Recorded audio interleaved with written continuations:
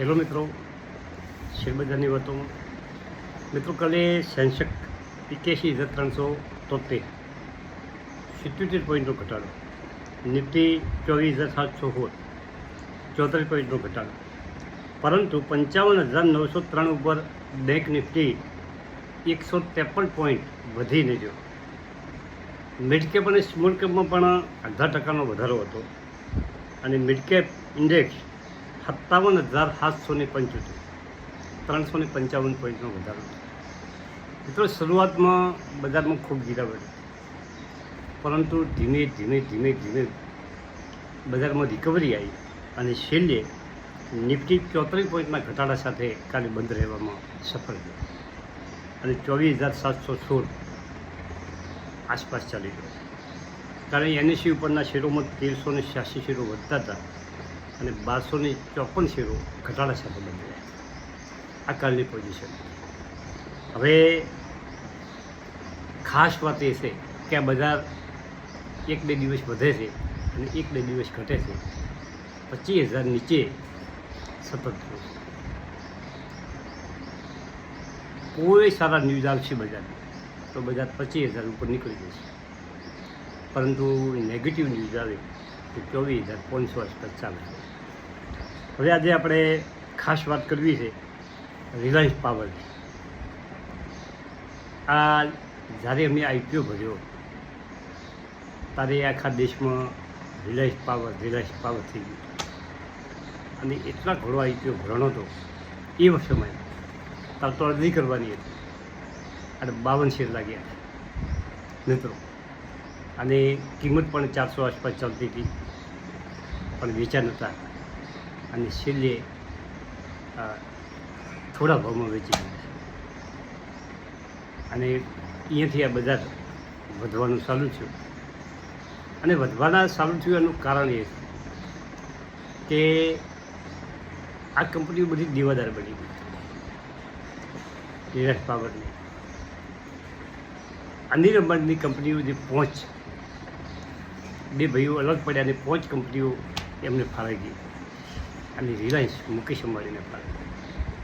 મારા પાસે રિલાયન્સના શેર હતા, મને 5 કંપનીના શેર 100 શેર મને મળ્યા મિત્રો. રિલાયન્સ વેન્ચર ને રિલાયન્સ કેપિટલ ને રિલાયન્સ પાવર ને આ બધી કંપનીઓ મળી. આજે એ 5માંથી મારા પોર્ટફોલિયોમાં એક કંપની નથી. ધીમે ધીમે વેચાઈ ગઈ. જેમ ઘટાડો થયો અને એના ન્યૂઝ ખરાબ આવવા મળ્યા એટલે એમાંથી આપણે એક્ટિવ થઈ ગયા. પરંતુ હવે જે અનિલ અંબાણીના જે છોકરાઓ છે, જે નવી પેઢી છે, એ કંઈક કરી બતાવવા માટે મહેનત કરી રહ્યા છે અને રિલાયન્સમાં એ લોકો ખૂબ ધગશથી કામ કરે છે. એમને રિલાયન્સ મુકેશ અંબાણીનો પણ સપોર્ટ હશે અને એમની બુદ્ધિ પણ એમને કામે લગાડી દીધી. અને રિલાયન્સ પાવરનું સેક્ટર જોરદાર, પાવર સેક્ટર. અને જુઓ હવે એના આજે આપણે ટોટલ ઓકરાની માહિતી પૂરી પાડવી કે કંપની પાવર સેક્ટરની કંપની છે. 61 રૂપિયાની 97 પૈસા ઉપર કાલે બંધ રહ્યો, 6.6% વધારો. 52 વીક લો 23 રૂપિયાની 30 પૈસા અને 52 વીક હાઈ 62 રૂપિયાની 80 પૈસા કાલે બનાવ્યો. આ ઓલ ટાઈમ હાઈ નથી, 52 વીક હાઈ છે. ઓલ ટાઈમ હાઈ તો 400 રૂપિયા ઉપર ચાલતો.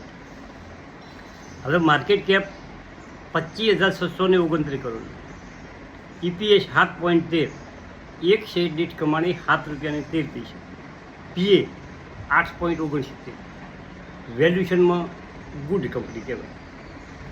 સેક્ટરનો PA 26થી ખૂબ નીચે PA ચાલી રહ્યો છે. બુક વેલ્યુ 40 સારી કહેવાય. આનો ભાવ છે એ પ્રમાણે. PB 1.52, આ PB એટલે કે બુક વેલ્યુથી કેટલા ઘણો શેર ઉપર ચાલી ગયો તો આ PB 1.5 આવે, બહુ સરસ કહેવાય. અને ફેસ વેલ્યુ 10 રૂપિયા. હવે રિલાયન્સ પાવરે રિટર્ન કેવું આપ્યું જુઓ મિત્રો. 1 વીકમાં 22%,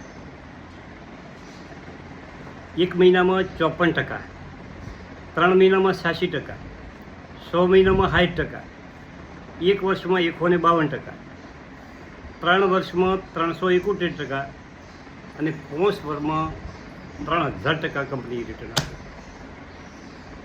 પણ આ જે નીચે ખૂબ ચાલતો હતો ત્યારે કોઈને લેવાની એની હિંમત નથી. એનું કારણ છે કંપની દેવાદાર બની ગઈ. કંપની ઉપર આજે પણ ખૂબ દેવું છે. હું તમને કેટલું ઇન્ટરેસ્ટ ચૂકવે છે 3 મહિને એના વકડા પણ તમને બતાવું. કંપનીનું વોલ્યુમ દરરોજ 52 કરોડ શેરનું થાય અને લોકો 16% ડિલિવરી ઉઠાવે. કંપની નુકસાનમાંથી નફામાં આવી ગઈ છે. જુઓ મિત્રો કે 2024માં આ એન્યુઅલ રોકડા છે, વર્ષના રોકડા છે. 2024માં કંપનીએ 2242 કરોડનું નુકસાન કર્યું હતું અને 2025માં 2947 કરોડનો નફો કર્યો. હવે એન્યુઅલ રોકડા જુઓ કે ડિસેમ્બરમાં કંપનીએ 1852 કરોડનું સેલ કર્યું છે અને કંપનીનો ઇબેટા એટલે કે વેચાણ ઓછા એનો જે ખરીદીની હોય બાદ કરતાં 594 કરોડ વધ્યા છે. એમાંથી કંપનીએ 544 કરોડનું વ્યાજ ચૂકવ્યું, 7 કરોડનો ટેક્સ ચૂકવ્યો છે અને ડિસેમ્બરના અંતમાં 41 કરોડનો નફો કંપનીએ કર્યો હતો. હવે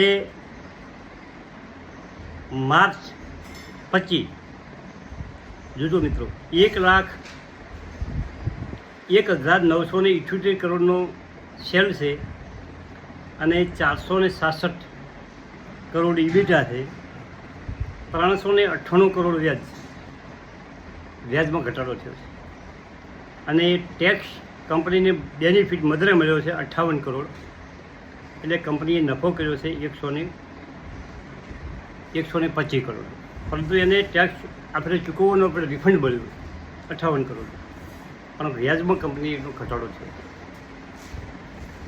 હવે કંપની પાસે શેર કેપિટલ 4016 કરોડ છે. એટલે કે 401 કરોડ અને 60,000 શેર કંપનીએ બહાર પાડેલ છે. કંપનીનું રિઝર્વ 12,320 કરોડ છે. ફિક્સ એસેટ 33,234 કરોડ છે. સરસ કંપની છે. અત્યારની પોઝિશનમાં એક કંપની ઉપર દેવું વધારે છે એ માઇનસ પોઈન્ટ છે. કંપની સેક્ટર જોરદાર છે, ફંડામેન્ટ મજબૂત છે, પણ એની મોટા ભાગની આવક દેવું ચૂકવવામાં જાય. હવે અમારા હોલ્ડિંગની વાત કરે કે કોના પાસે કેટલા શેર છે.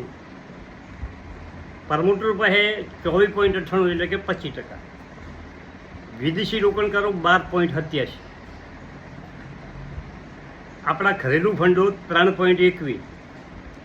પબ્લિક તમે એને મારા જેવા જે રોકાણ કરશો 48.52% અને 10%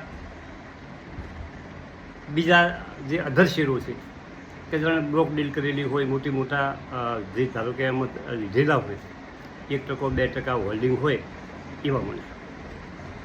હવે આ બધી શેરબજારની વાતો છે મિત્રો. અને શેરબજારમાં લોંગ સમયમાં પૈસા બને એ મારો અનુભવ. પરંતુ કંપની સારી હોવી જોઈએ મિત્રો. એક વિડીયો બપોરે આજે જો ટાઈમ મળે તો નાખવાની ઈચ્છા છે કે કઈ કંપનીઓ કેટલા ટકા રિટર્ન આપ્યું છે અને આવનારા સમયમાં કેવા સેક્ટરો ચાલવાના. મિત્રો જુઓ, સમય સાથે બધું બદલાતું હોય. પહેલાંના સમયમાં કોઈ નિયમ બદલાવવો પડે તો 5 વર્ષે 7 વર્ષે એ બદલાતો. આજે 100 મહિનામાં નવો ટ્રેન્ડ બદલાઈ જાય છે. 100 મહિનામાં 12 મહિનામાં નવો ટ્રેન્ડ બદલાઈ જાય છે. જૂનું જે ચાલતું હોય એ એક્સપાયર થઈ જાય છે અને નવી ટેકનોલોજી આવી જાય છે.